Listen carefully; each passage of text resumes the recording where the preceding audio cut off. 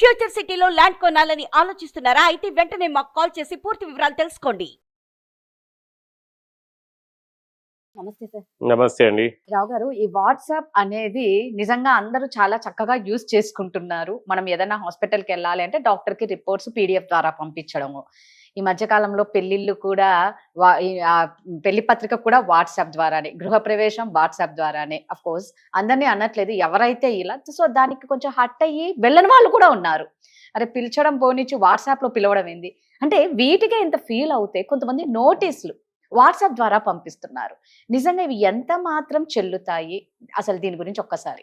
ఈ వాట్సాప్ ద్వారా నోటీస్ అనేది మనకు ఎప్పుడైతే ఎలక్ట్రానిక్ ఎవిడెన్స్ అని అమెండ్మెంట్ అయిందో మన ఇండియన్ ఎవిడెన్స్ యాక్ట్ లో, సో అప్పటి నుంచి మనకి ఏంటిదనంటే ఈ వాట్సాప్ ఎలక్ట్రానిక్ మెసేజెస్ ఇవన్నిటికి ఒక ప్రొసీజర్ తయారు చేసి సెక్షన్ 65B అర్లియర్ లో section 65B affidavit and certificate దాన్ని పెడితే this WhatsApp messages and electronic messages can be accepted అని పెట్టారు.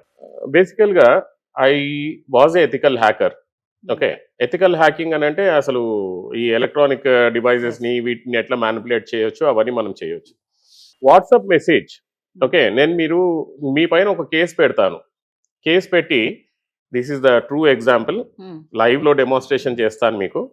సో ఇది వాట్సాప్ మెసేజ్ ఏంటిదనంటే, మీరు నన్ను తిట్టారు, ఓకే, మీరు నన్ను తిట్టారు, ఈయన నన్ను చంపేస్తాను అన్నాడు.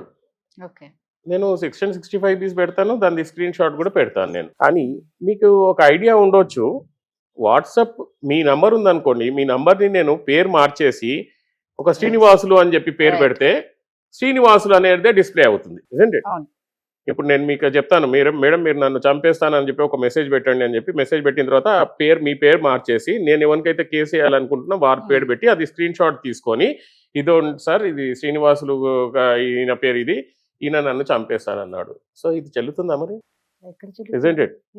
ఇట్లాంటి సిచ్యువేషన్స్లలో మనకు కావాల్సింది ఏంటి? ఒరిజినల్ వాట్సాప్ మెసేజ్ ఎక్కడ ఉంది, ఒరిజినల్ ఫోన్ సబ్మిట్ చేశారా, ఒరిజినల్ ఫోన్ సబ్మిట్ చేస్తే కూడా అదే నంబర్ నుంచి వచ్చిందా, ఇజంట్ ఇట్? ఇవన్నీ టెక్నికల్ గా అనాలిసిస్ చేయాల్సిన సిచ్యువేషన్ ఉంది. కానీ 99% ఆఫ్ ద లాయర్స్ కి ఎథికల్ హ్యాకింగ్ తెలియదు, ఈ వాట్సాప్ మెసేజెస్ ని ఎట్లా కౌంటర్ చేయాలో కూడా తెలియదు. Okay, for example date of creation, date of modification అనేది ఒకటి ఉంటుంది ప్రతి ఫైల్ కి. సో అవిటిని కూడా మనం కన్సిడర్ చేయొచ్చు. But even including most of the judges and most of the lawyers, they are not aware of this ethical hacking and ఇవి ఎట్లా అనలైజ్ చేయాలనేది తెలియదు.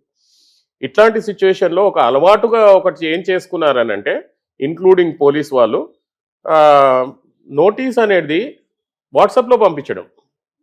యుఎస్ లో ఒక పర్సన్ ఉంటాడు, ఒక క్రిమినల్ కేసు ఇక్కడ అతని పైన ఫైల్ అవుతుంది, అతను ఇక్కడ ఉండడు కూడా, ఒక ఫాల్స్ క్రిమినల్ కేసు ఫైల్ అయితే ఇక్కడ నుంచి పోలీస్ వాళ్ళు ఒక లీగల్ నోటీస్ అనేది వాళ్ళకు సమన్స్ నోటీస్, మన క్రిమినల్ నోటీస్ అనేది వాట్సాప్ పైన అతనికి పంపిస్తారు. సో ఈ సిచ్యువేషన్ అనేది సుప్రీంకోర్టు ముందరకు వచ్చింది. సుప్రీంకోర్టు ముందరకు వచ్చినప్పుడు ఏం చేసింది, రీసెంట్ గా supreme court, no, police cannot send the notices on the WhatsApp. Okay, so notices can be sent on the WhatsApp in the family matters or other cases to speed up the trial, and that's only with the permission of the court. నేను other పార్టీకి నేను notice పంపించాలంటే court permission తీసుకొని, court permission ఇస్తే I can send the notice to the other side. But రెగ్యులర్గా అనేది మనము ఏ notice కానీ ఏది కానీ వాట్సాప్ ద్వారా పంపించకూడదు అని చెప్పి చాలా రీసెంట్గా మన సుప్రీంకోర్టు ఒక కేసులో Manoj Kumar Mohanty versus state of Odisha, okay, ఈ కేసులో ఒక బెయిల్ సిచ్యువేషన్ ఉంది. ఓకే, ఇది ఏంటిదంటే anticipatory bail rape case under section 64 of 2F దీని కింద మనకు జరిగిందనమాట, భారతీయ న్యాయ సంహిత BNS ప్రకారంగా. పిటిషనర్ కౌన్సిల్ ఏమన్నాడు అంటే, complaint is unreachable sir, that notice was sent via WhatsApp. అప్పుడు జడ్జి ఇమీడియట్ గా ఏమన్నాడు అంటే, no no no no no no please don't send the notice through WhatsApp and please send it through the regular process like RPAD or other things అని చెప్పేసి.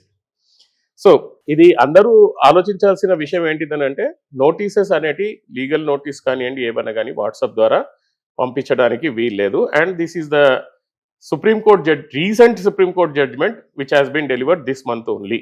So ఇదండి నిజంగా అంటే almost రావు గారు చెప్తూ ఉంటే అరే ఇవన్నీ మనకు తెలియదేమో, అంటే కొంతమంది తెలియక చాలా సతమతం అవుతూ ఉంటారు. మళ్ళా రావు గారు ఏం చెప్తారు, ఎప్పుడైనా ఒక ఎక్స్పీరియన్స్ అడ్వకేట్ అనేది చాలా ఇంపార్టెంట్ అని. మనం ఏదైనా ఊబిలో ఇరుక్కున్నాము అంటే దాని నుంచి బయటికి రావాలి అంటే మీ చేతుల్లోనే ఉంటది, అడ్వకేట్ Correct. చేతిలోనే.